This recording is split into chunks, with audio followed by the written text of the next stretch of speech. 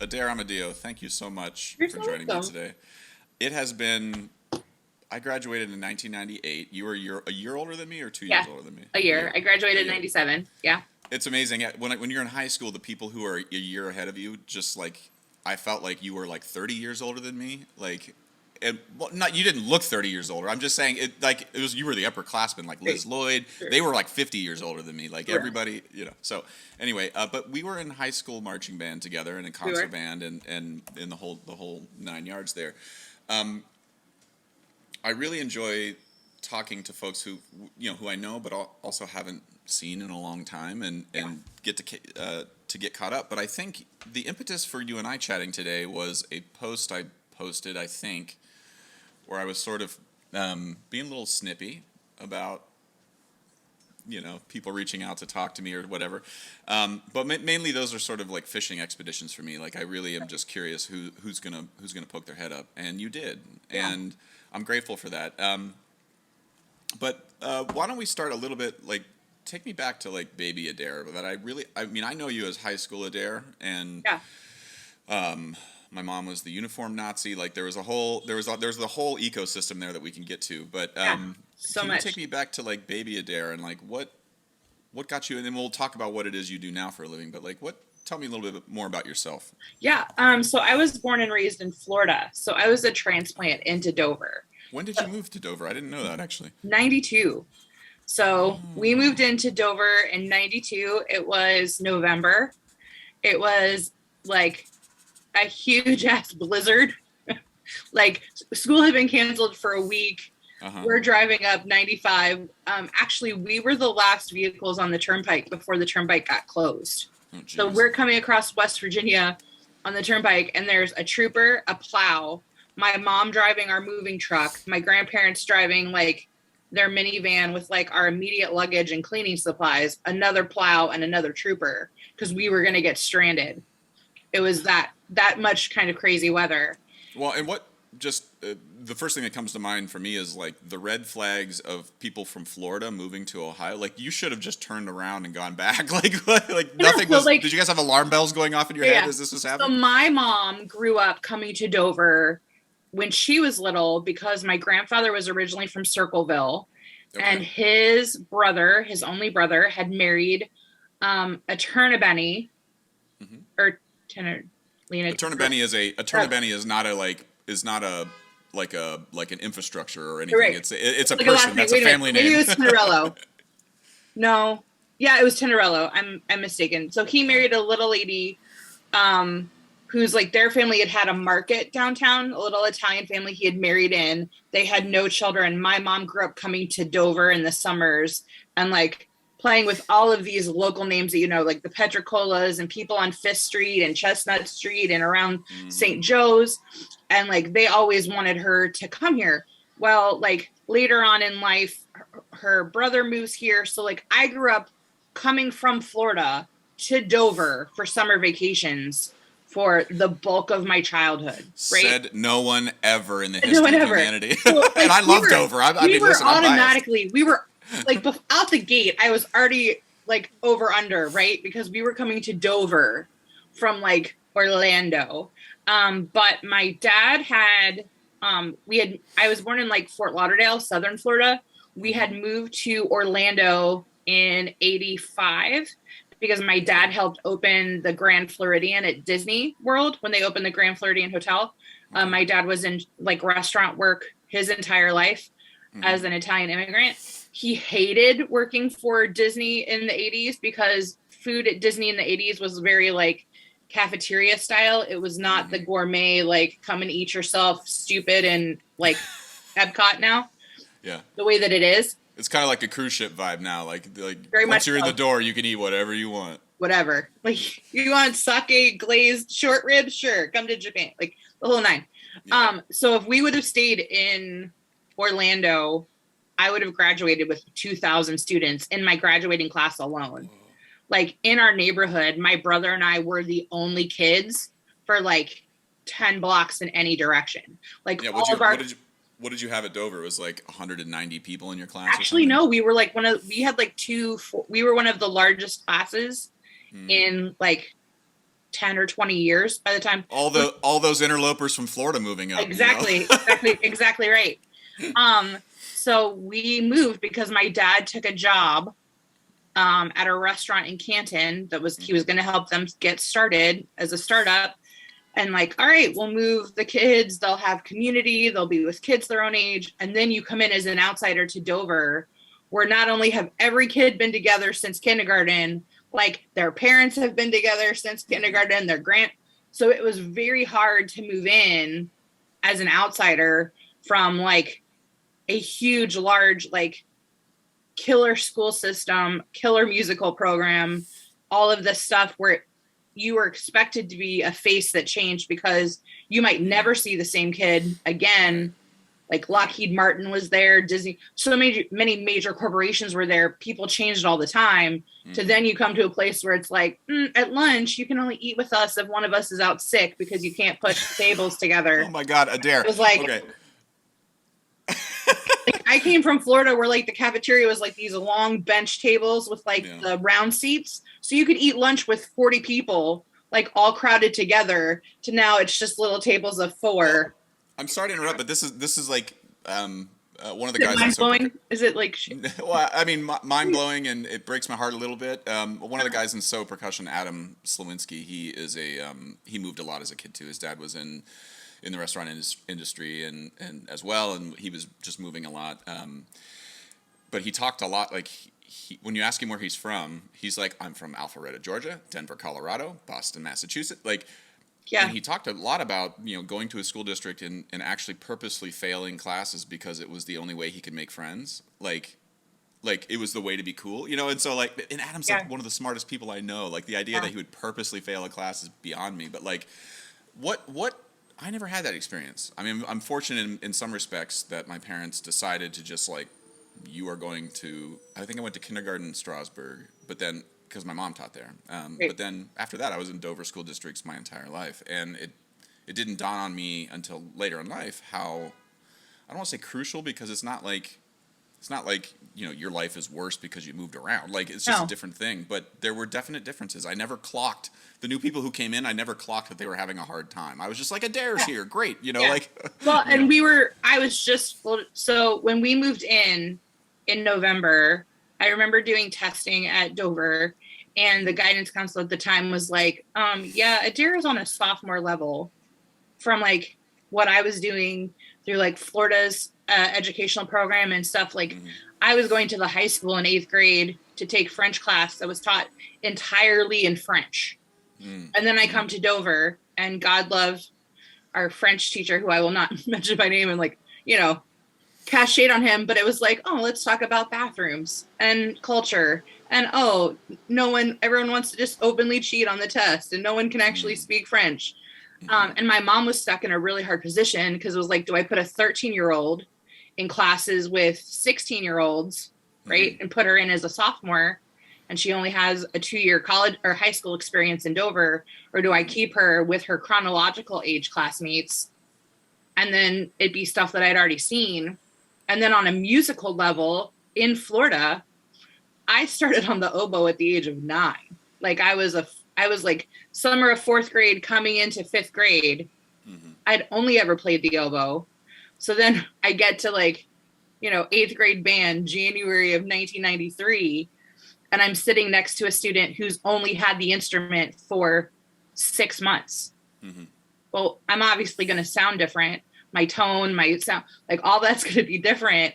And so like, I remember one day that I was in band rehearsal, and it was like one of the very first days, and I was completely misreading the key signature, and I'm playing B natural instead of B flat.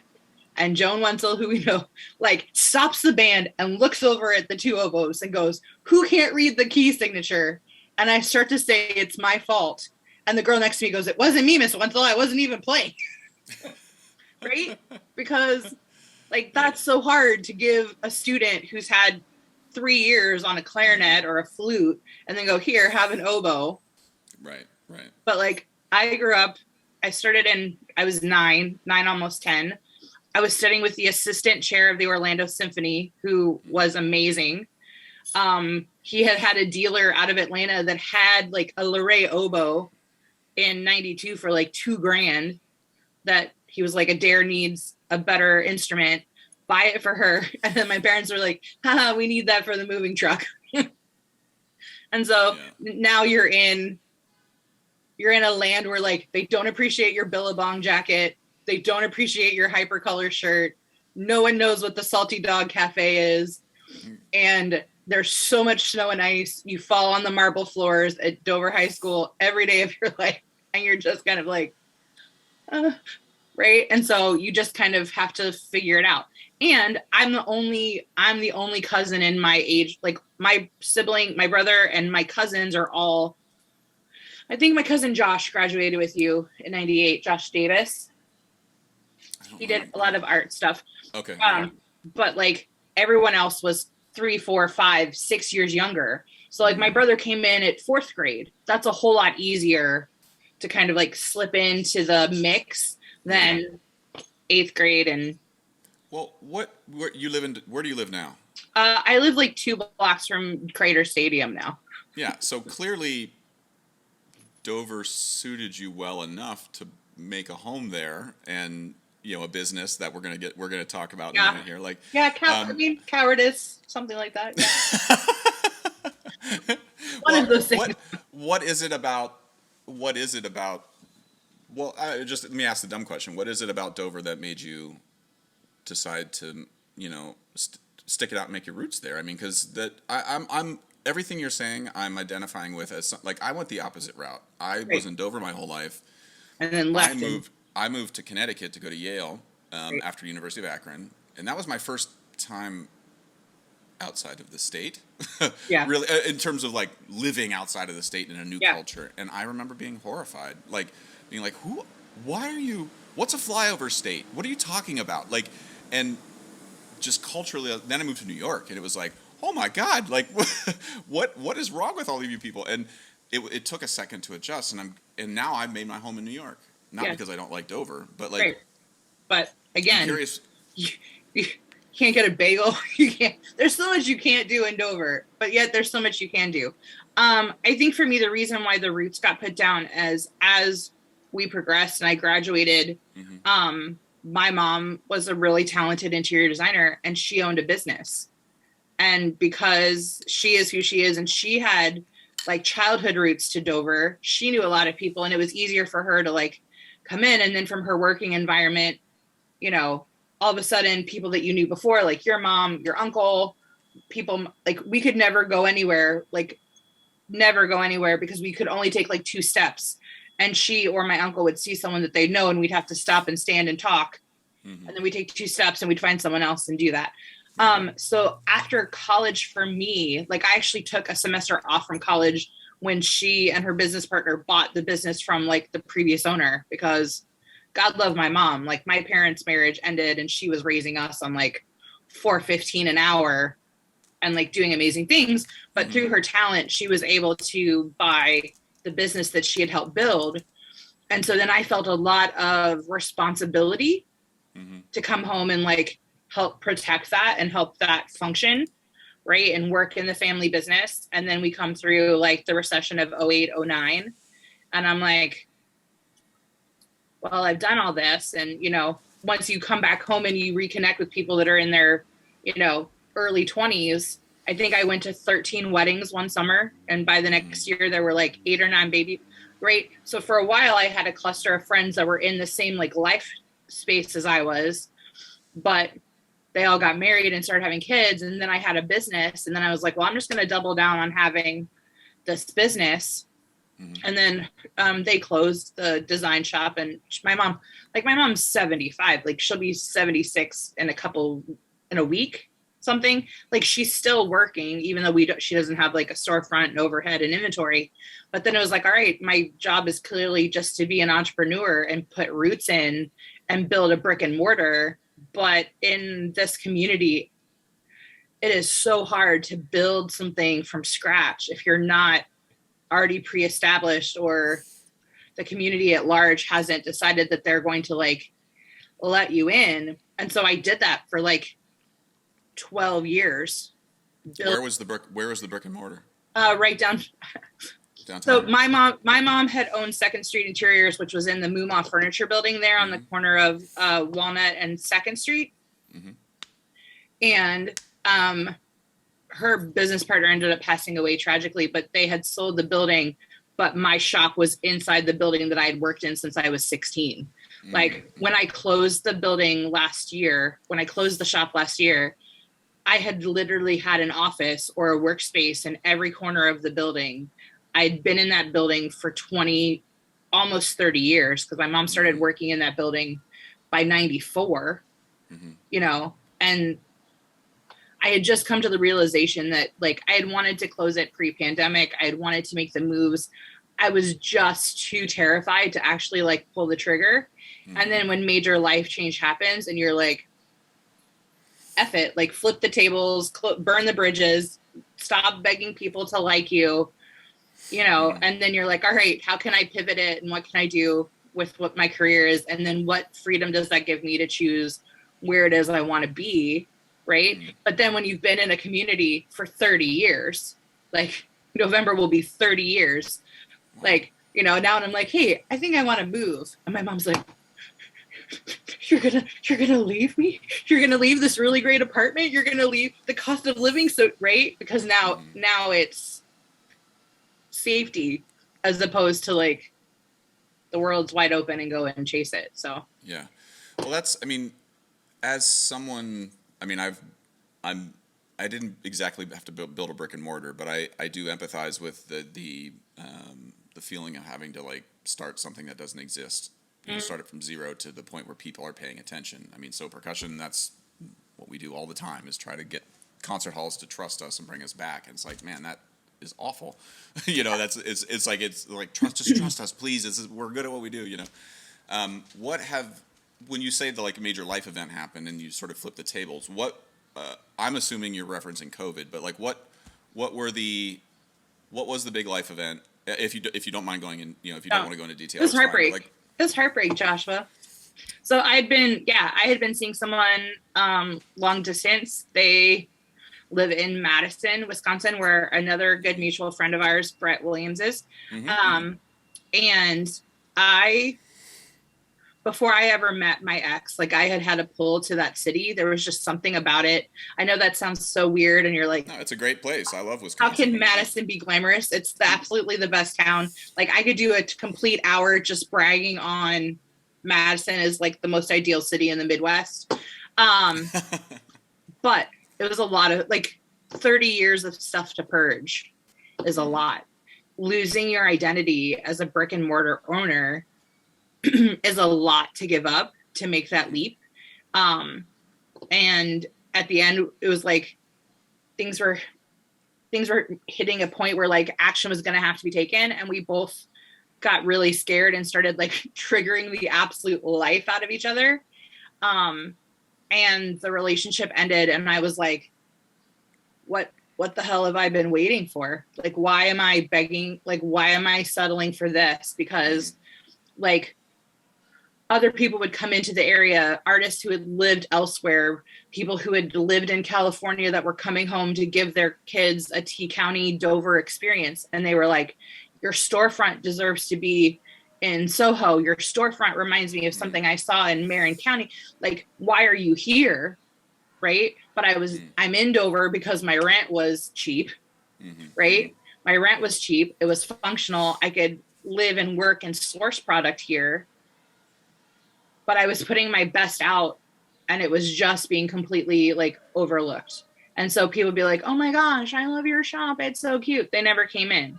Or I would participate in like a fundraiser for the local library and you're giving people chocolate and they're coming in and they're like, oh my gosh, the shop is so cute. We need to come back here. And I would not see those people until the next year when they were coming by to get their free chocolate from their $20 donation to the library. And like, you can only grind that hard for so long before it just takes the soul right out of you. And like, so when my relationship ended, I had been in Madison right as right as COVID restrictions were hitting. So this would have been March of 2020. I'm like, I'm driving home and all of 80 is complete, like it's a wasteland. Like there's no one in a toll booth. I have an easy pass, so it doesn't matter, but there's no one in a toll booth. Everything says keep driving, do not stop. It's like me and 3 trucks. Right. And because it was like, I need to hurry up and get back to Ohio before like they all of a sudden, we're now living in an M. Night Shyamalan movie. For real. You know? Right. And so we're like, you need to get home before they close the border of the state and you can't get in. And my mom had cataract surgery that went horrendously and she needed care and I needed to come home and make sure that, drive her back and forth. And so, yeah, so that was 2020, March of 2020. My former partner and I, we traveled to Vermont in 2021 and spent like 2 weeks there, and it was wonderful and it was really great. And I'd met his father, and like his father was like, oh yeah, I'll be back in France by the summer. You should come over, plan for the fall. I thought life was going in a totally different direction. And like June 12th, haha, no, it's not. Right. And so at that moment in time, it was like a big bucket of water. Like it felt like when I did the ALS challenge for your dad's honor, like it felt like that, like just a big rush of ice cold water. And it kind of like shocked me to life. And I took this big, deep breath and I was like, what am I doing? And so then the building where I was had sold, a new owner bought it. I love his vision for the county. And I love what he's doing in the community. And he was like, what do you want to do? And I was like, I wanted to close the business in 2020. And I was just holding on out of fear because I wanted to close it with one last Christmas, right? Before we knew the pandemic was going to be what it was, I was holding on to what in my head, this expectation of what it had to look like, right? If I was going to go out, I was going to go out on my terms. And I had finally learned that like holding on to that ideal had created so much more resistance and so much more pain for me that it was just time to let go.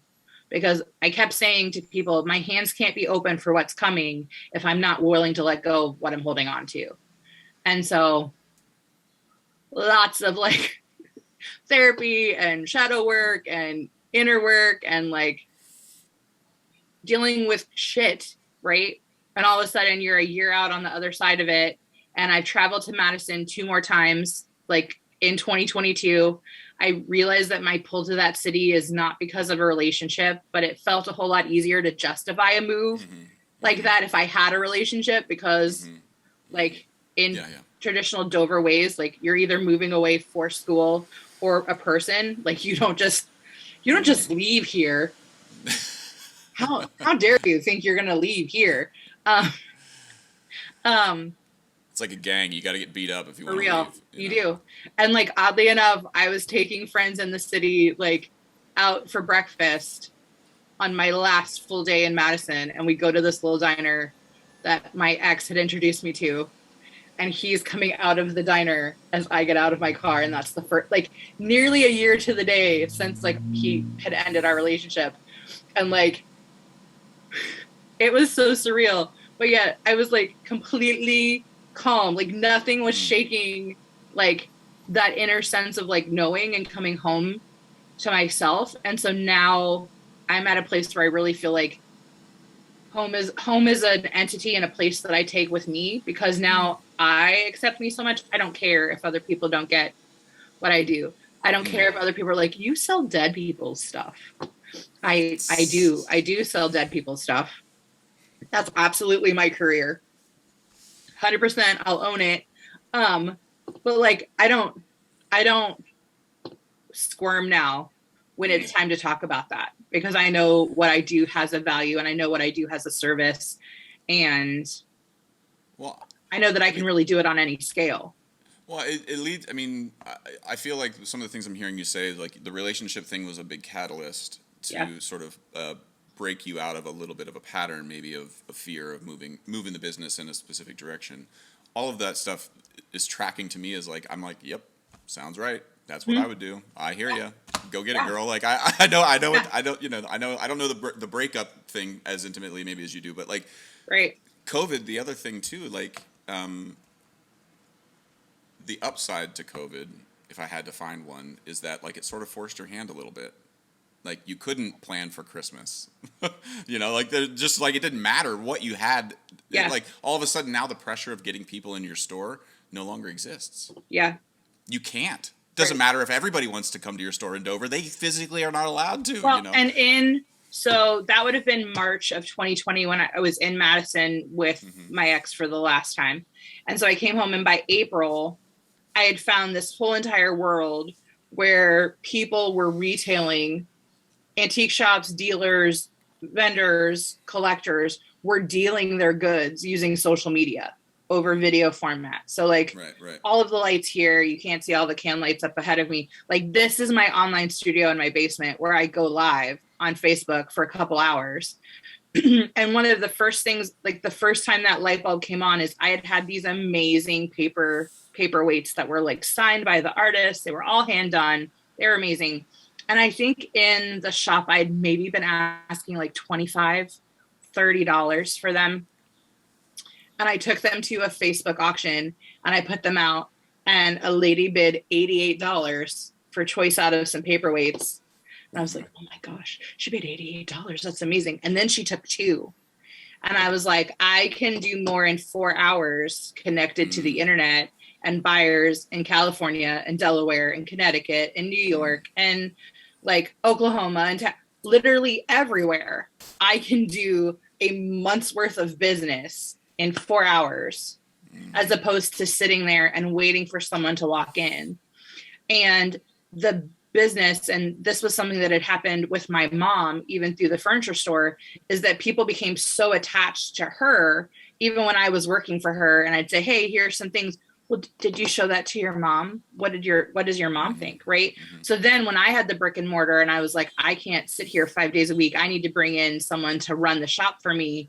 People come in and they'd be like, oh, is Adair here? And they'd say, no, I'll come back later. Because they wanted the design ideas and the story and they want your authority. I mean, you have experience. That was really hard because I couldn't teach that to anyone. I couldn't pass that off to anybody.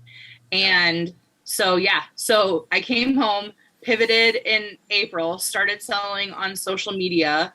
And then I had been working for a local auctioneer who was just, talk about a karmic relationship. Like, here, let me keep pouring myself out for you and accepting scraps and still thinking that I need to keep producing and earning and overperforming so that you will, appreciate me.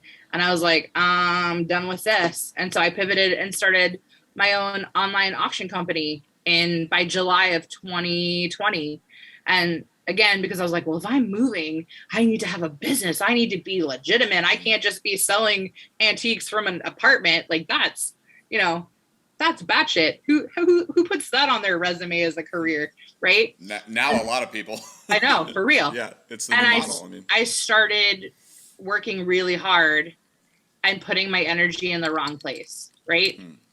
And so with the catalyst that was 2021, now, like, literally I had a phone call yesterday that was like, can you be in Minnesota to help us with an auction by Saturday at 9 a.m.? And I was like, it's 12 hours one way. No, I can't, but I can do it for you remotely.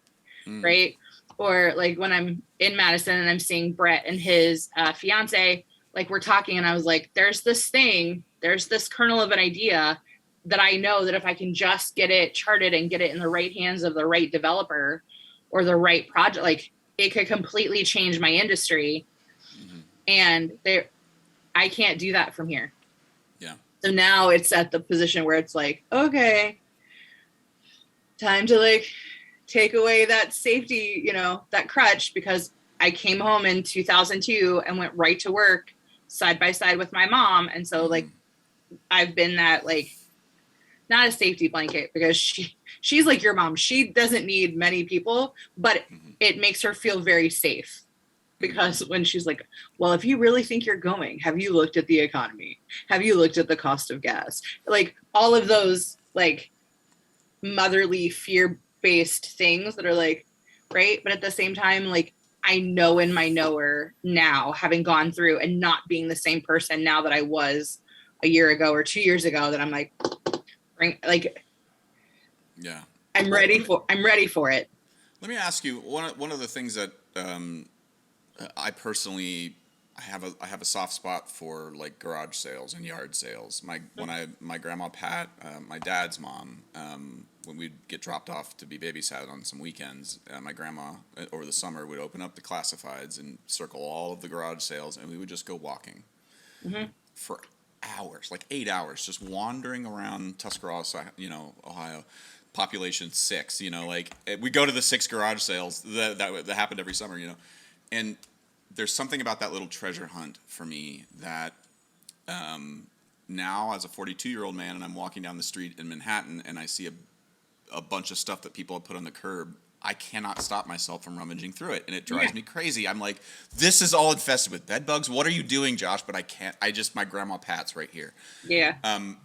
What you're doing strikes me as sort of overlapping a little bit with that economy and ecosystem. But I'm curious for you, like, why not just dead people stuff, but like knickknacks, little personal treasures. I feel like you're trafficking in sentimentality, and that sounds like like you're a drug dealer or something. No, but like that's not at all my intent. You're tracking so right. So growing up in Florida, right? My dad worked for major restaurants and hotels and Disney for a while, but my mom and her very best friend in Florida, they didn't have auctions. They had estate sales and garage sales. Mm-hmm. And so I was like 5, right?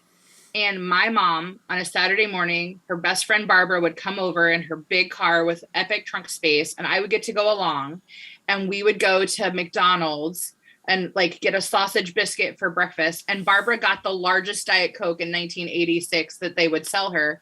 And I was like, how can you have a job where you get to have Diet Coke for, like, I don't drink diet soda, but I was like, how do you have a job where you can have soda for breakfast? Like, these ladies figured something out. Good Lord. Cool. Like, something's cool.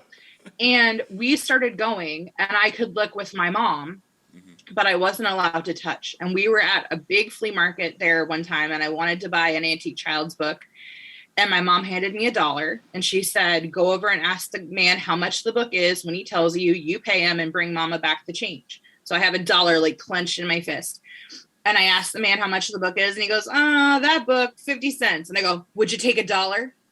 Because I had $1. And he did what you did, what everyone's always done when I tell the story. He laughed. I was mortified. Everyone in earshot laughed. I didn't know what to do. And his wife ended up, like, he gave me the book because I'd seen my mom go, you have 10 on this. Would you take 8? You have 12 on this. Would you take 10? If I buy these things, can we bundle it together? Uh-huh. And so I had learned by osmosis. And so as I got older, to help my mom with her dealing, like, I could pick stuff up and she'd say, did you see that this was cracked? Did you see that this was chipped? Why did you think mom would like this? By the time I was 8, we could cover an estate sale or garage sale. Like, she'd go one way, I'd go the other. We'd meet in the middle. Well, then that comes into like our furniture and our design business. We'd go to market, go to a showroom. Mm-hmm. We would like this, like, we would land on the same stuff. She was training me. It was totally Mr. Miyagi, right? Only it was like my redheaded mother. Like, I was learning without knowing that I was learning. But here's what in the past year, this is what I realized. I put way more sentiment into other people's stuff than they do, right? Because I think, oh my gosh, like, this stuff is a survivor. This stuff has been passed down. Like, I helped your mom and uncle when your grandma glow. Like, right? Your mom comes to me and says, hey, Adair, we need to have an estate sale. The house isn't going to sell. You have until spring. And then she's like, haha, just kidding. We're closing in a month. You have 30 days to help me empty the house. And I was like, all right. Right. And there were things that like religious, like Catholic cards that have a huge collectability market. And your uncle was like, absolutely not. No one gets them. Right. He didn't want them. Your mom didn't want them, but he thought that like selling them was very taboo. Like it unsettled him. And so I've realized that my job is like a connector, right? About putting people either in other working relationships with people that can benefit them or bringing them something that they already want, but can't find where they are. Well, and it strikes, I'm sorry to interrupt. You're right. No, I was just going to say, like, it strikes me too that like you have to walk the delicate balance of, I'm only speaking, I don't want to speak for my mom and my uncle, but I did hear enough of the conversations and I remember that time enough to, I think diagnose it correctly here, but like the, when two people like my mom and my uncle are settling an estate, you sometimes don't have time for nostalgia. Like you open up a box and you realize like my mom kept every check stub ever. Yeah. Which has no value. Yeah. And I have to dig through, and there might be one piece, there might be a birth certificate in this box, and I have to find it. Like, right. So you don't have time to be like, oh, you remember this story? Like, yeah. And then also you don't just want to give it all away, but you need the money to settle the estate. You need the money for funerals. Like, there is an argument you could have made to my uncle, like, listen, I know that these are sentimental to you, but actually it's going to make your life really easy if we do sell these at the value, because then you can pay for this other thing that's required for your mom. Like, but that's a fine line you as this connector have to walk. But like, I imagine that comes up. Well, like that's the thing. That's the thing that for me with auction houses and with estate companies or dealers is that so many get by for so long on being just absolutely shitty to people that actually need them to perform a service. Right, so like, I remember when your mom called mine and was like, hey, I've got this stuff that was my mom's, I don't know what to do. And my mom goes, yeah, Adair does that. Right. Cause I hadn't put out, like, I wasn't hanging out a shingle that said, hey, I also handle in estates, because I couldn't go to garage sales here because people had seen me coming and they thought that I was going to like rob them. When the irony is, if they had something priced too low, I was going to pay them more for it because I knew what it was valued at. You're like the guy from American Pickers. I mean, like, but I'm the reverse of them. Like, if they're not valuing, if they tell me that they want 10, I'm like, I'll give you 40. It's worth 40 to me. Like, I don't need to get it for 10. I can still pay you 40 and still make a profit and like sleep at night and not be a douche. Like, that's the stuff that's different, because I had never intended to do estates. Like, I had a client through the furniture store, a little lady in her 90s who moved from like upstate New York to Dover to be close to her daughter.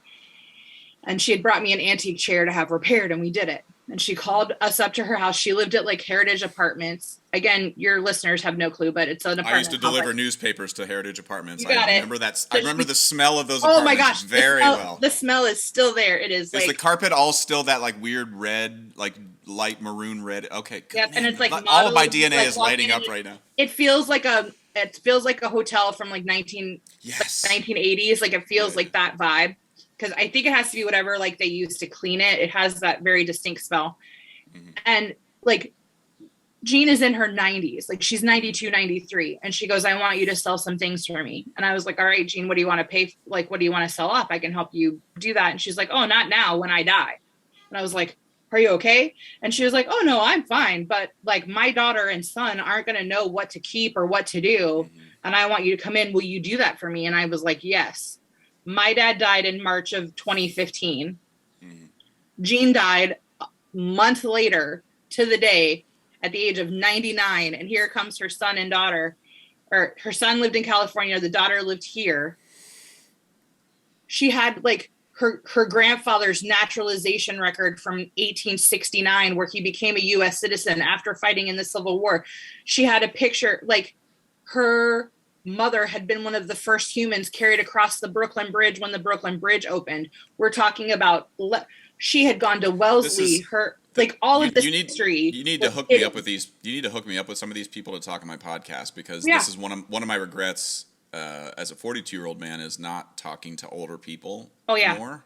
Like, just hearing their. Actually, I think your mom probably knows her daughter, because her daughter was also a teacher. I won't drop her name in the podcast, but like, her father has her father-in-law has a portion of the Adirondack National Forest named after them. He had gone to Hawaii in the 1920s as a forester. Like, all of this epic history in a little apartment in Dover, Ohio. And I was like, right? So I handle the estate for them. I handle what's getting shipped across the country. I have the moving company come in, have a dossier packed, crate this, ship this, deliver this, move this. All of that was done. 3 weeks later, someone else who had come to the estate sale calls someone else. The mom had been 100. She lived on 14th Street. The house had sold. They had been selling off her mother's antiques to friends, and they were offering them $40 for Steuben glass and Tiffany glass and high-end antiques. And they had been taking it because they thought, well, $40 buys 2 cases of Ensure for my 100-year-old mom. we'll take it. And so now I'm coming in and it was like, it's such nice stuff. Okay, well, if it was 1980, I could sell this plate for 100. Today, I can't sell it for 5. Even if your mom bought it for $100 in 1980, she's owned it for 30 years. We're talking fractions of a penny a day to own it and enjoy it. At some point, you just have to let it go.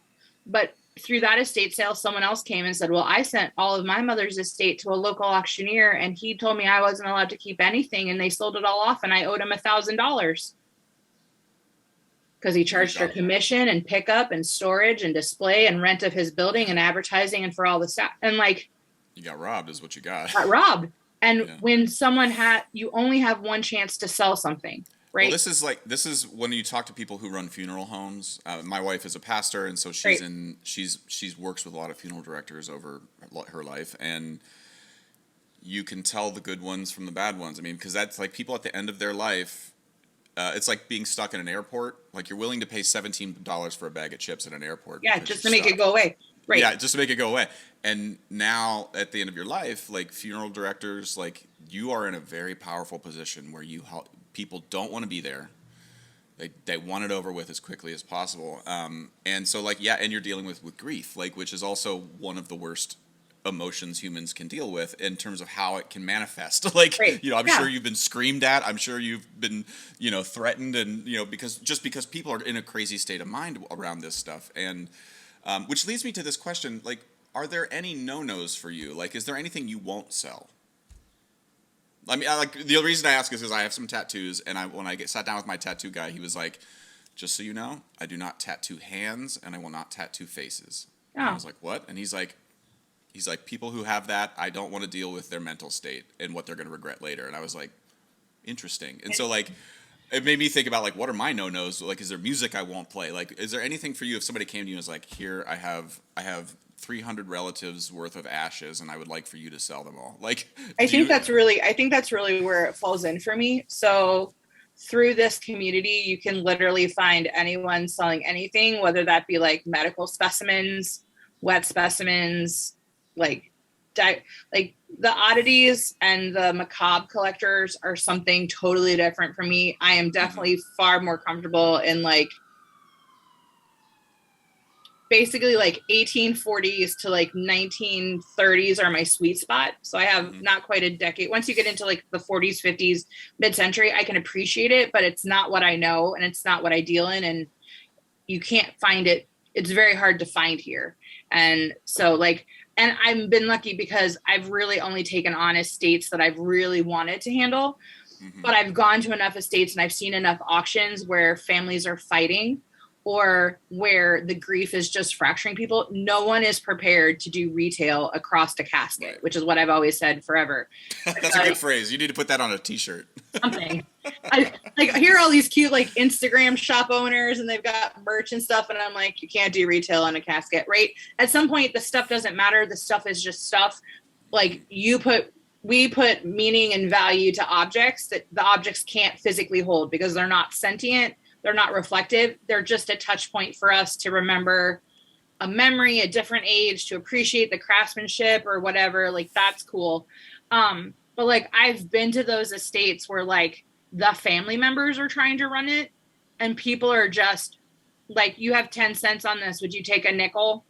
Like, I went to like a estate sale in like Reeves Heights, and the guy had, again, his mom was like 100. This little time capsule of a house on Shaper Avenue. Amazing things. Every bottom dwelling river person that was there because they were going to take it all. And they didn't have prices on things. And all the little 80-year-old neighbors were trying to help the son run the estate sale. And there were these guys that were bragging that they were going to sell the stuff or get the stuff cheap for their wives to sell at the flea market or the Dover flea market or whatever else. And the man was very prickly, and he had like a walking cane and a couple other things. And I just held it to the side and I said, sir, I'd like to buy this walking cane. And he goes, what are you prepared to offer me? Because some guy had offered him like $10 for 7. And I was like, I would pay you $50 for this walking cane. And he stuck out his hand and shook my hand, and I could buy anything else I wanted the rest of the day because he knew I was coming with my best offer. Right. and I was going to treat him fairly. But then like I see one of those crusty old dudes, there's a box of vintage jewelry. And here's the guy's wife who's not from Dover, who's sitting here with her mother-in-law's possessions. And the guy's like, sell it to me. I'll give you $50 right now. I'll give you $50 right now.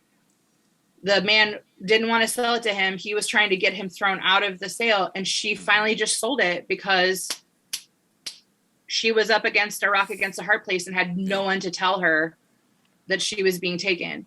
Or another little teacher out in the country whose mom needed to go to nursing home and lived next door and they're selling the house. And like her dad had been a woodworker and a friend of mine had taken me to their house and they did not trust me when they first met me.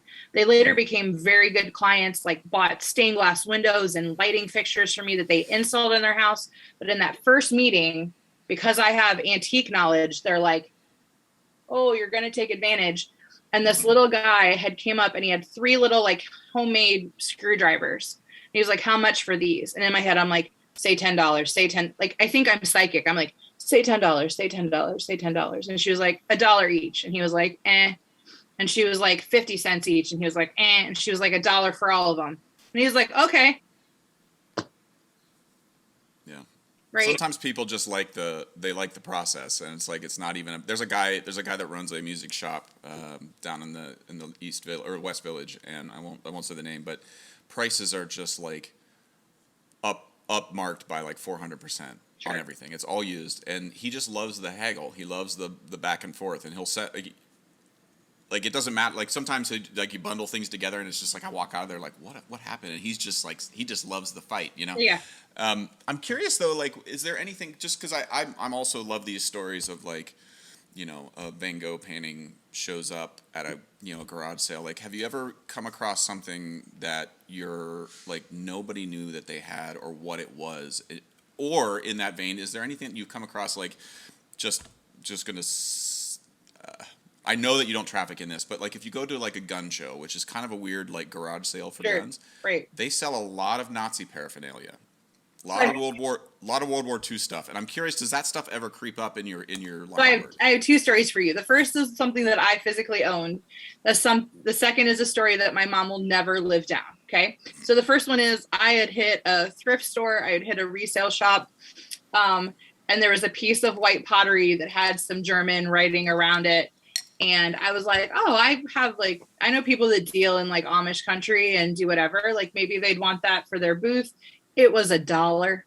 It was $1. So I bought it, wrapped it up, put it away. And I was like, oh, I need some stuff for like this little antique booth I had tried out there. I am not an antique booth seller. I am a market. Like put me at the Brooklyn Flea, put me at the Spring. Like I'm used to dealing with people, which is really the beauty of Facebook because they see my hands, they hear my voice. We're still interacting on a personal level. Right. So it's the beauty of retail with like the ease of social media. And I'm like, I wonder what this is. I should put the writing into like Google and translate it. It was a piece of Nazi pottery that was created for the 1939 Reichsparty, which would have been the SS's like little convention that then didn't happen because World War II broke out like 2 weeks prior. Mm-hmm. And I'm like, how did this little piece of Nazi pottery be in Massillon, Ohio? And how did I buy it for $1? I don't know. I go online.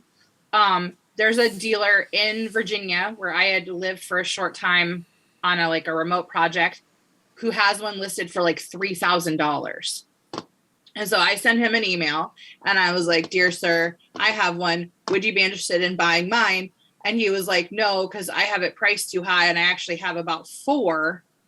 He was like, but if you want to do it, here's the name of this retired Air Force colonel who is the largest single dealer in World War II paraphernalia and has the stone head of Hitler that was displayed in London post-war. I'm like, sure.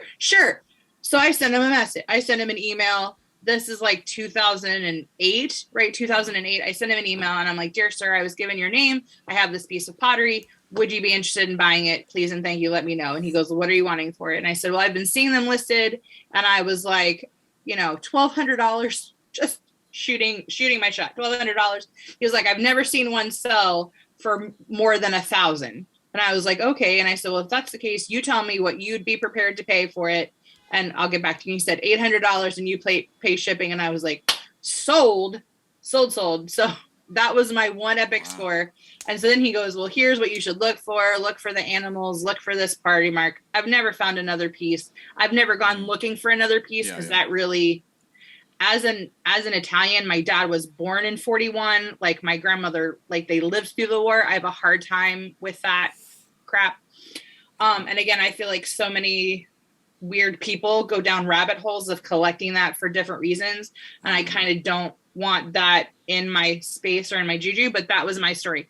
The second story was like 4 years. Just before the second story, real quick. I mean, the one thing that's interesting to me about that particular ecosystem within the trade or the used good world that's not even the right word, used goods, but like I had that moment when I was at the gun show. I was, it felt a little bit like I was like I was at an ivory convention or something. I was like, oh man, like I don't know. Yes, this is history. It's important. I love history, and I think history is important that we remember it. I think this stuff should all be in a museum so we can see what people did. But like selling Nazi flags as like paraphernalia, there was a part of me that's just like, man, I think that should be right there with ivory.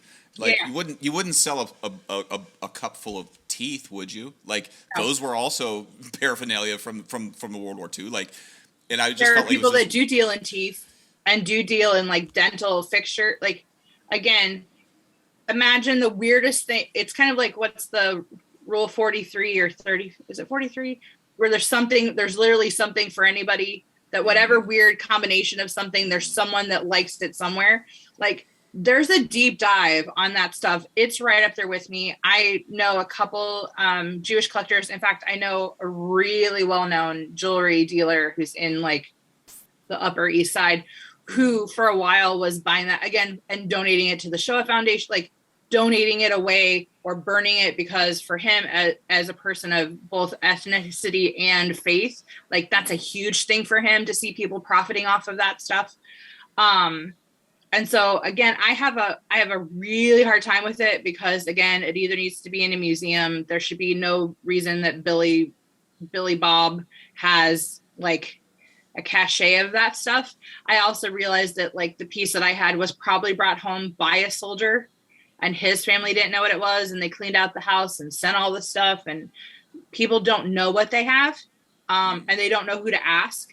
And a lot of times people that put themselves in those functions as a professional are violating ethics because they're also wanting to buy it and devalue it so that they get it for less. So yeah, I would fall right into that category. I could not go to a gun show because I couldn't keep my mouth shut. Like I would need to take like bodyguards, and because I would like walk in and I would want to pick a fight with some big burly dude about like rights and needs, and that it would not go well. It would not go well at all. Well, sorry, I interrupted you before your second story. You're totally fine. So the second story is I was working for an auctioneer, working for his auction house. He was Amish. And he would buy like truckloads of things off of other dealers. They would come and they'd be like, hey, we want to sell you this whole entire truckload for $1,000. You get everything on the truck, and he'd buy it. And so it's this huge oil painting of a masted ship. And behind the masted ship is something on fire. Now this thing is on its end because it's a landscape. It's 5 foot because I'm 5'4", and the thing came to like my nose.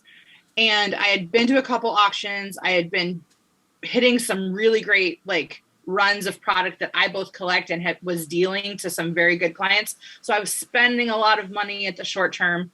I'm at this auction. My mom's at this auction. I was like, I really like this painting. I want to buy it. And she goes, you live in Dover, Ohio. Who has a 5 foot wall in their, pillbox post-war Worcester Avenue home? And if they do, who's putting a big picture of a masted ship? We live in Ohio. There's no water. Like you have no one to sell it to. Don't buy this picture. And I was like, there's something about this picture. I want to buy it. And I let her counsel me and talk me out of it. You're like, somebody at Tappan Lake owns a boat. Somebody wants a masted frigate with British flags on it. Someone's going to want this ship. Right. So another auctioneer I know had come down from Chesterland and buys the painting. and the painting sells for like $225. I could have had it for $250. I let it go. The auctioneer heard mom talking me out of it. He goes, "Are you sure you don't want it? Like, I'll let you take it. I'm just taking a gamble on it. What do you want?" And I was like, "No, she's right. I shouldn't spend $250 on an oil paint, whatever." And he takes it and he goes, he like sends a note to like my boss at the time and said, "Hey, I think this might be better than I think it is. Like, I think it might be worth like $5,000 to $10,000. If it's worth $5,000 to $10,000, I'll give you a little extra for it." And the next thing you know, it's listed online on one of our global auction platforms that I run, because I actually interviewed with an auction company in Manhattan, like during the breakup and closing the shop, where I would have had to move and work in Midtown, where I would have been a New York transplant. And it's listed, and the reserve or the estimate is listed between 50,000 and 150,000, because here it's a World War I painting of an English masted ship taking out a German submarine on fire, painted by this master like naval painter. The British royal family owns his artwork. His artwork's in the Tate, it's in the Met, it's in whatever. And it sells the first time for $62,000. And my boss is like, underground, call in the undertaker, like he's ready to die. So it sells for $62,000. So I look at my mom and I go, like, pay off all my student loans at one time, buy a house, buy a car. Like, what could have been done? And she was like, "You didn't have the resources to have it authenticated, whatever." So here, the story is, the winning bidder, when it sold for $62,000, was a broker, and their sale fell through. So they had to pay 20%, the buyer's premium. They had to pay 20% to be let out of the deal. So they had to pay $12,000 to not pay $62,000. The auctioneer then sold it, or took it to Sotheby's, sold it at Sotheby's for six figures. His single, like, we're talking well over $250,000. And it was in Mount Eaton, Ohio, and it sold for $225, and it was right there. This is one of the things that I just, like, if I was in your line of business, I would get a grant. I would write a grant and be like, I need to have $10,000 worth of just a pool of money on hand, so that when I go to every estate sale, garage sale, yard sale, if there's a painting there, yeah, no matter what it costs, I'm buying it. Yeah. Because that $10,000 gamble, if you just bought every painting you went to that was like $5, $2, a nickel, $250, and you just like, okay, I'm going to commit to spending $1,500 at every estate sale because I got this grant. Yeah. It's going to pay off.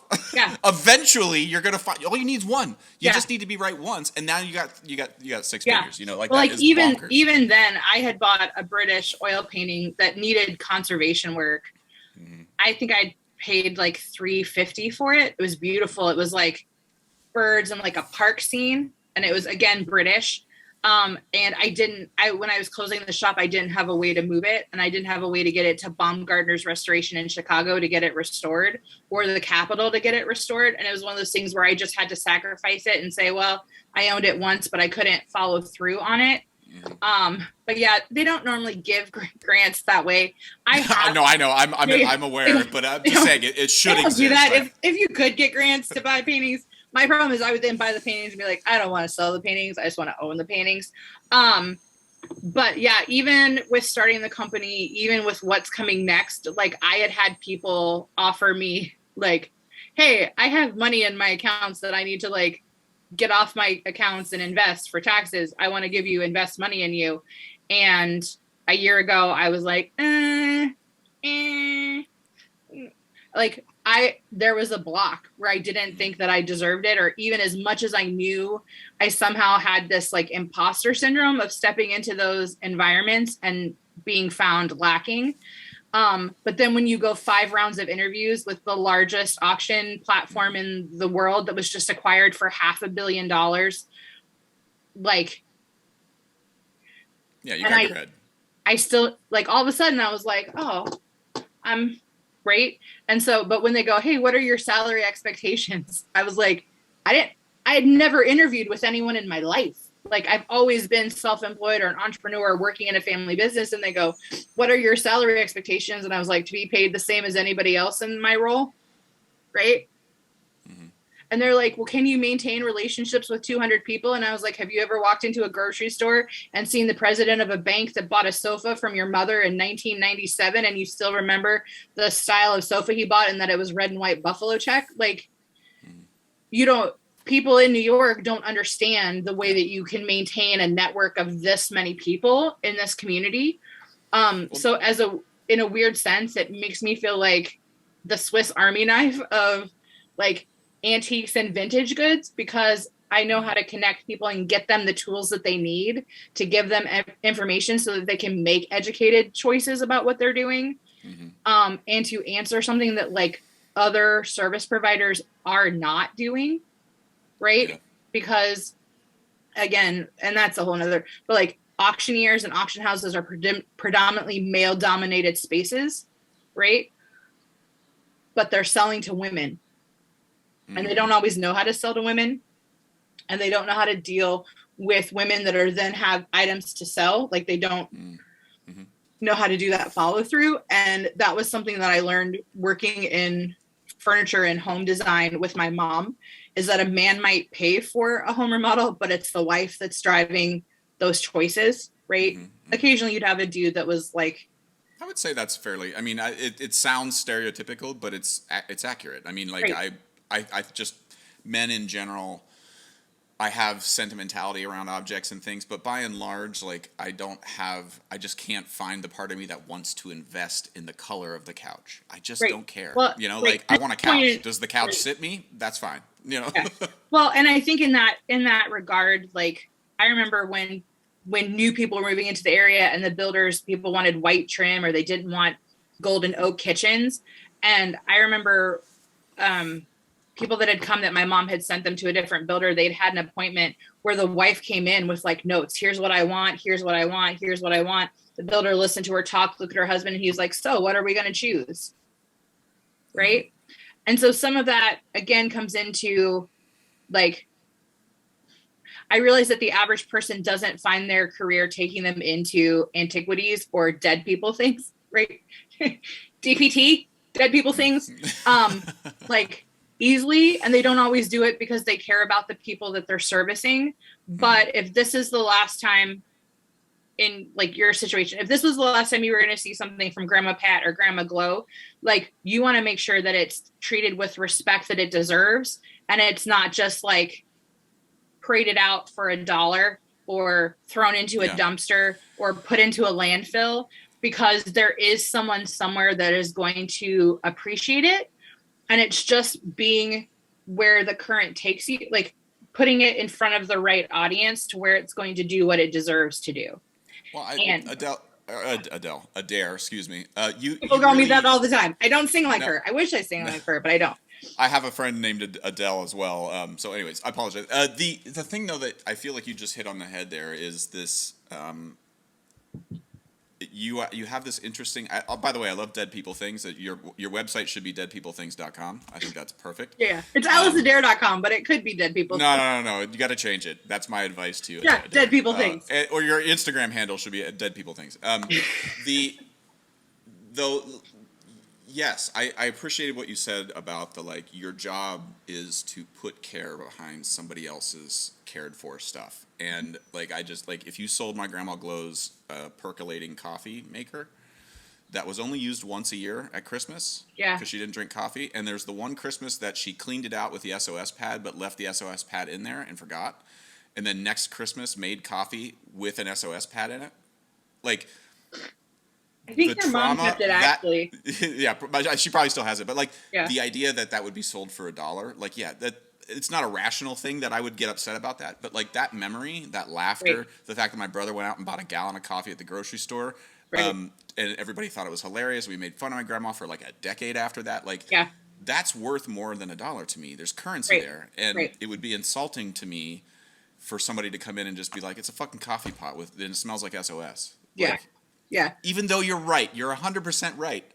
Well, that's it's like just that, you know. It's in different. That situation, I remember your mom kept her desk like the desk upstairs, which meant the desk that your mom had upstairs had to go to the basement. So I had it all mapped out for the movers. And again, your mom and uncle, like it's December, right? It's January. We're getting closer to closing on the house. And your mom's like, she didn't know to use the movers. Like it's white glove. I had it completely mapped. This stuff's going to your uncle and aunt. This stuff's going over here. This stuff's going to your mom. When this stuff comes in, this has to move. And she's like, that was the best money I ever spent. But when someone doesn't know who to ask, right? Like, that's why I get cringy when people are like, oh, who should I call or what should I do? Like on Facebook, and people are just throwing out suggestions and they don't know, or they don't work in that industry. I was like, please don't suggest that auction house. Like I had a woman, again, someone was referred her to me. She lives in California. They were moving her mom. They had all of her dad. He was a huge Tuscarawas County historian. And I said, I can handle, you need to do this as an auction. We would need to secure the fairgrounds for the local history. Like I could have it done for you in May. And she's like, oh, we can't wait that long. And she went with an auction house north of Dover who split it into 2 auctions and didn't even get to it until September, sold it all on a Wednesday morning at 9 a.m. And it didn't do what it should do because those guys don't care. Like when Gary Petricola passed away, the same auction house came through and I was like, everything on a shelf for $1, and the house was dusty and dark. And like, I realized why our mutual friend, I think he graduated with you, didn't Zach? Zach, yeah. He was a year, he was my brother's age. I think he was 3 years younger than me. Okay, gotcha. He was, okay, that tracks. Cause I couldn't remember if he was with you or if he was with I think he was my brother's Zach, age. right? But like local people took that so personally and were like, I would never use that auction house, right? Because they didn't put, it was the bare minimum. Well, because in that instance, Gary Petricola, who, if you don't know Dover at all, Gary was the voice of the marching band. He was the voice of the steel band concerts. Like, he was the voice of Dover. He was, on the radio. Like, he owned the radio station. Like, he was a pillar of the community in terms of like WJER radio station. Countless of my people that we went to high school with now work at WJR. We're hired by Gary.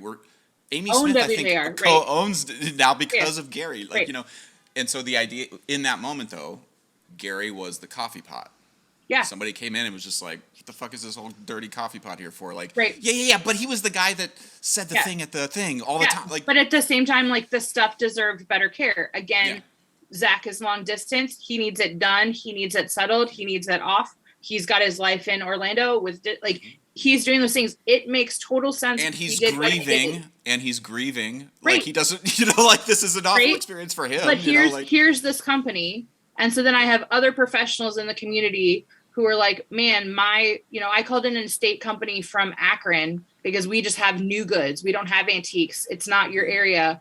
And I was like, you picked the best estate company that I would have called in for a moving sale or a whatever sale. And she was like, I will never use that company because of the lack of care is obvious. And it's now evidenced because there's no follow through. And for me as a professional, I want to maximize the sale for my clients because then that maximizes what I earn. Like, well, you get the effort, you reap what you sow. Like, as cliche as that is, as like biblical and old fashioned, like, and you only have one chance to sell it, right? So like when there were pieces in estates that I've handled that are worth some money, my clients don't get a chance to get a do-over if I miss it. If I miss that thing that's worth $250,000, because, all right, think about the dude, not just my former boss who was completely pissed that he had owned it and missed it. What about the dude that bought it and sold it in a truckload to him, right? Like, how many hands did that pass through where someone missed what the value of this item was? And who couldn't have been, like, not that I would have wanted my former boss to have that much money, but like, couldn't have someone else have benefited from that money? How did that piece get to the United States in the first place? Like, dealers from around the globe couldn't figure out how it even popped up here. We're questioning its authenticity because it was here, because it was supposed to be like a piece of that caliber should have never left England. Right. And so then like my analytical Sherlock Holmes, let's figure out the meaning to all the things brain is like, I want to discover the answer to those mysteries, right? Well, like, yeah, I Even if mean, I this it's something that like strikes me as like you get a little dopamine hit every time you learn more about the provenance of something, like right. where you learn about the story, and even if it's not, even if it's banal information, Yeah. like, I remember the story of a woman who grew up her there was a like a wall mural, like not a, what are they, the tapestry of some sort Tapestry, yeah, like a wall that was hanging. hanging. Yeah, and it was like the Last Supper or something. Some painting of Christ the Last Supper on or on tapestry in her living room her whole life. She saw a picture of the Berghof, which is the mountain that Hitler had his big estate on top of. That painting was hanging in the Berghof, and she's like, her grandfather I brought it back. was one of the first U.S. soldiers in the Berghof after they took it over. And was just like, well, put this in my backpack. Like, everybody took a souvenir. Like, They some did. people took silverware, somebody took Hitler's soap. I'm sure of it, out of his showers. Like, I'm gonna take the soap that Hitler washed himself with. Like, Yeah. and that's how this stuff makes its way into the general Yeah. populace. And so when you learn about that provenance, like, to me that strikes me as like it's a treasure hunt, and like it strikes me as a very fascinating career, Adair. And I got to say, even since the passing of my grandmother and you helping my uncle and my mom settle that estate, I'm feeling like I'm tracking your business. From the outside, you are definitely in a different position than you were even 4 or 5 years ago. And Yeah. I know that's hard to see it when you're in it every day. But I feel like you clearly have an authority over. You have passion, but that doesn't necessarily mean you have an authority over something. I'm Right. passionate about a lot of stuff that I don't know anything about. Right. But you have the passion. You also know a shitload about this stuff, Mm-hmm. and the third part of it is you care about what happens to it and how it's treated. And I think that over the long haul, that's going to come out in the wash in a good way. Well, and And it has. I appreciate that so much because so often, like, the people that attend my sales on social media, they're like, can you give me an age on this? Like, how would this have been used? Or like the thing that drives me crazy, and I think it's like my Virgo rising, right? Is because when people are like, oh, and they try and put false information to something, or they try and claim something isn't what it is, like, I can't I can't sit on that information and let someone believe something that's wrong. Like, so I'll take that chance to like educate them and be like, yeah, I know that's not what this is. Or like, oh, no, that's not what this is. And so I always get the joke that I'm like the professor, right? They're like, oh, and so then people start asking me for that information. And to me, information is information. It belongs to everyone. Like, are you going to file it away and know it forever? Probably not. But someone that's any more than when you're buying a vehicle or buying a house, you want to know, like, was it in a car wreck? exactly. You want to know some history. Like, does it have damage? Does it stand on its own? What does it do? And really where I see this tracking for me is more about, with COVID and whatever, I now know that I can do what I do literally from anywhere. Yeah. So now it's like, all right, is it really Madison? When is it Madison? All right, I moved so much stuff. I let so much stuff go a year ago, but now it's time to like start cutting wood, right? Like that musical term, you've got it down to here, but now it's time to like refine it so that it's super tight and super. It's all fun and games. It's all fun and games to read about brain surgery until the point you have to cut a head open. Yeah. But you have to. Right. And every brain surgeon has cut into their first head and been like, what is about to happen? I've read about this for 20 years. Like, but you just got to do it, Even with this much box truck fulls that I let go at the end, that like I donated Sprinter van fulls to like local charity shops. Like, even with all the stuff that I purged in round one, it's time to purge again and get it really small and get it running very, very much in a routine. But then it's like, all right, is it time to take on the auction industry as a whole? Because, and that's a whole nother deep dive, because like I was at dinner with Brett and Alex and I'm talking about all the ways that like all of these services create as many pain points as they try and solve. And she just looked at me and she was like, why are you not working on this business? Why are you not? And I was like, oh, Somebody's got to. Somebody's got to, because there's too many people. And now with the internet and now with online auctions, and there's so many different platforms and so many different ways, like not just eBay, which was kind of like the first, but there's so many different ways for people now to sell goods over the internet.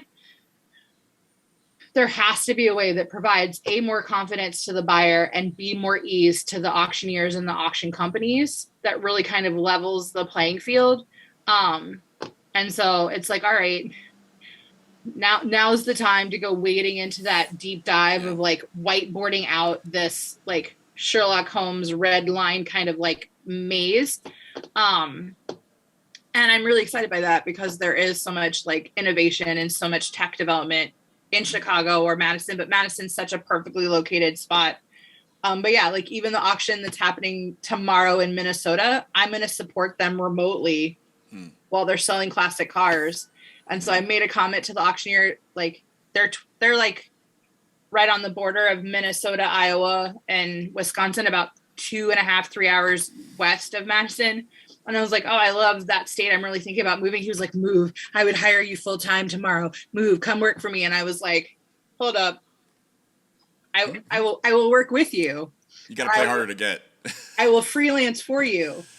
But like, no, I'm now the master of this. And again, all of those things were lessons, whether they be cosmic, karmic, like deep life-changing lessons to learn, where I no longer walk into spaces and ask if it's okay for me to belong, which tracks all the way back to the cafeteria at the former Dover High School, where I could only eat lunch with my 4 friends if one of them was sick, because you couldn't push 2 tables together.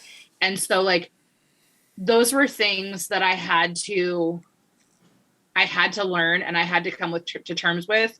And if it takes 30 years, like better 30 years instead of 50 years.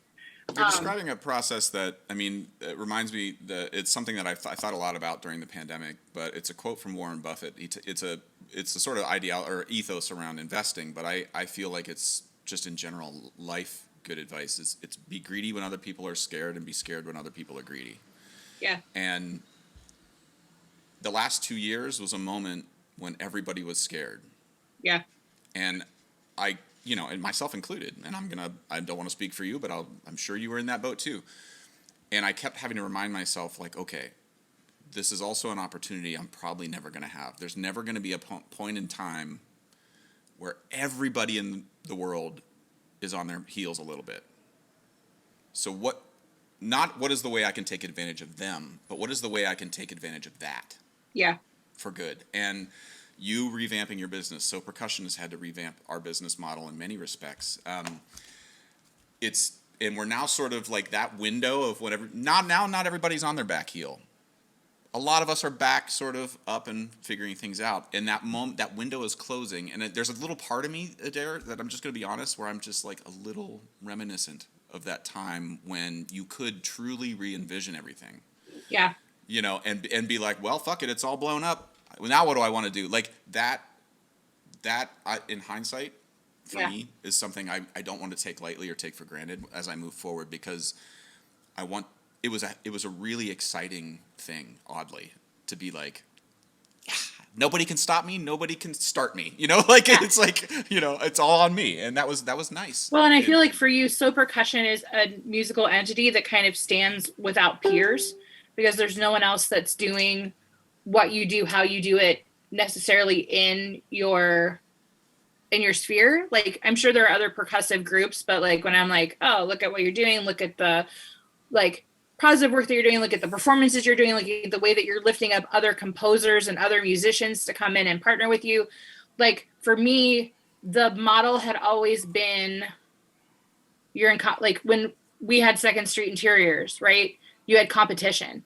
Mm-hmm. Andrews, Williams, whoever, Wayside, Fit, like you were always in competition. Like, coming into business at like the dawn of the Instagram age, like I'm not an Instagram girl. Like I don't care about making it filtered so that it looks like you bought it at Target. I don't care about the hype around it. Mm-hmm. I care about the authenticity and the history of it. Like my vibe to that is different. But as I've learned that like I carry this sense of belonging and home with me, and if it's secure in me, I don't care how other people, like I want other people to receive me, but I'm not begging them to validate me. Like now, right, you can walk through the world and do whatever, because my mom had always said this, they can't be you and you don't want to be them. And I could like repeat that like a mantra all the time.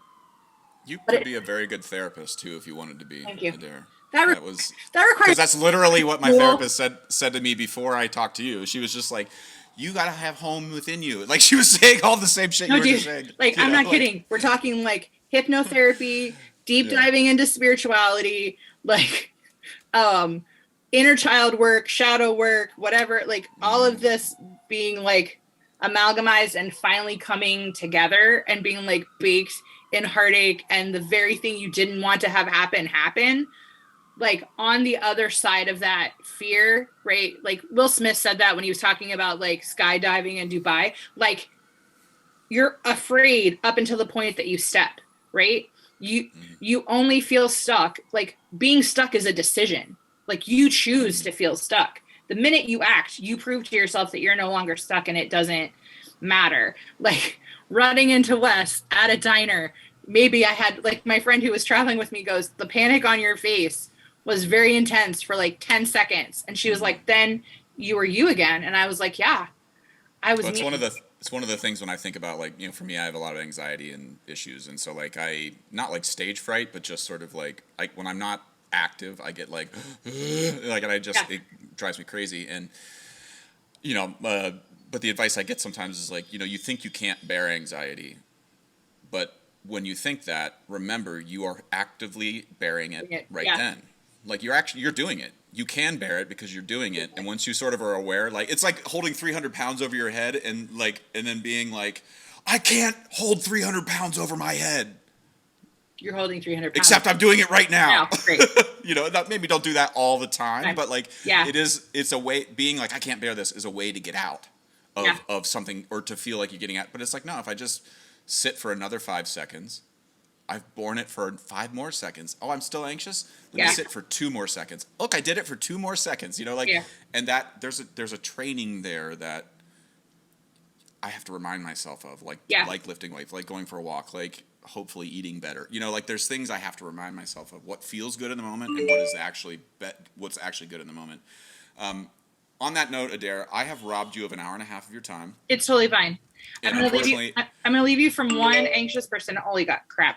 People from home are like messaging, and I'm so sorry that those alerts are. No, it's fine. It's fine. So when I, in this heartbreak and whatever else, I have a good friend who's a hypnotherapist, and I like messaged him, and he was like, "It can absolutely work for you, whatever." And I did like 5 sessions. Right, I did 5 sessions of hypnotherapy. Nathan's amazing. Again, through Zoom. He's in Virginia. Zoom was such a blessing for that. But he gave me the most amazing, I call them the 4 questions, right? And those 4 questions are, what am I doing? What do I want to do? How am I feeling? How do I want to feel? How do I want to feel in this moment? And at any moment when I feel overwhelmed, or I feel anxious, or I feel like it can't be done, I stop and make myself go through those 4 questions. What am I doing? I'm sitting on my truth. I'm not talking to someone who crossed a boundary. I'm playing the peacemaker. I'm making myself small to keep the peace. I'm bearing this. I need to tell them that what they did hurt me, and that while I can acknowledge it, they need to know. How do I feel? I'm feeling really anxious. I'm feeling completely concerned about what's coming, or the move, or telling my mom's like, are you really going to leave me? And I was like, well, I'm not leaving you. I'm just going to go build the life that I want to have. And like, we're not going to Grey Gardens it in Madison. Love ya, smooches, right? How am I feeling? How do I want to feel? Yeah. And by reshifting those questions, I then can take the power in myself to see where I need to act, instead of just getting caught in that loop of thoughts where I just want to think about things and overanalyze the things, and I don't want to actually put them into motion. At some point, I've learned that the integration for me comes into giving myself time to rest and really quit that hustle and grind lifestyle. And I see how damaging that was to both my psyche and my soul. But at the same time, by shifting it to, I am the captain of my ship, I'm the master of my fate, by acknowledging that I have it inside me to do it and I get to choose where I put that energy now, it has been revolutionary. So am I bummed? Like, am I wistful for that relationship? Yeah. Did I miss having a storefront and getting to pour the best of myself into the visual side of it? Yeah. Do I have immense gratitude for this crazy little town and all of the T County people? I do. But am I ready to be like, all right, y'all? Peace. Yes. And that's a hard time coming, but it's fought for. So thanks for this. Yeah, on that note, sorry to steal an hour and 33 minutes of your life talking about dead people. No. Well, hashtag dead people things. I want to see that handle go up here sooner than later, Adair. Right. Well, on that note, just before we wrap up, where can folks find you if they want to learn more about what it is you do exactly? Where can they look you up? So there's a website that hasn't been updated. It still says visit my brick and mortar in downtown Dover. That's not there. But you can find me online at aliceadair.com. You can also find me on Facebook if you want to like check out a virtual auction. We have a Facebook group called Antique Collective Auctions. So it's a private group on Facebook so that people don't snoop and see like what you're buying or how much you're spending. But yep, there's like 1,600 people across the country that hang out with me once or twice a week. And you got a little mafia. Something. Yeah. It's they need a nickname. They don't have a nickname. But yeah, so I have business partners in Worcester that they run auctions. I run auctions. We usually ship all together. They had major storm damage from the derecho. I think that's how you say it. That came through the area. So they've kind of been off for a couple weeks while they get their property cleaned back up and power restored. Okay. But yeah, I sell vintage and antique goods just about every week of my life. And I'm content with that, to have like days and times open where I don't know that I could go back to a traditional. Well, that's an important thing to learn about yourself too. There is something about like, you wake up one day feeling like you're a brick and mortar person, and then you sort of realize that everything is a sandcastle. Like, just because your mom owned that building or you were in that building for a long time doesn't mean it's yours. Yeah. And that it's permanent. Like you can build. You think what you have is solid until COVID. Like I posted something around COVID where I was like, I didn't realize I was building sandcastles right next to the shore. Yeah. Like that. No one told me that's what I was doing, and now I'm like a little more careful moving forward. Of like, maybe not assuming I can build solid structures, but just knowing that it's actually not permanent is something that was like, oh, I need to learn that, and that was really helpful to have gone through that. Adair, thank you so much for your time. Thank you so much, Josh. Appreciate you. Love you. Love you too. Be safe, stay healthy, and we'll talk to you later. All right, bye. See you, Adair. Okay, I hope you enjoyed that conversation. This podcast is brought to you by Liquid Drum, liquiddrum.com down in Waco, Texas. My good friend Todd Meehan runs an amazing percussion company down there. Great merch, great content. Check him out, liquiddrum.com. Also, Kyle Dunleavy, dunleavypans.com, DUNLEAVY pans.com. Kyle Dunleavy makes and builds all the steel drums that I perform and teach on, in So Percussion, as well as at NYU and Princeton. He's an amazing tuner, builder, just a really nice guy, very dependable. Check him out. If you are interested at all in steel pan advocacy, want to learn more about the goings-on in pan in Brooklyn, check out paninmotion.com. My good friend Kendall Williams, Jerry Guy, Trisha Guy, and Arisha John run an amazing organization called paninmotion.com. Check them out. And finally, Alejandre Mirage runs an amazing clothing apparel company in Brooklyn that is steel pan centric. You can check him out at mangochow, CHOW, clothing.com. I own a bunch of his shirts. They're amazing, very stylish, beautifully made. Check them out.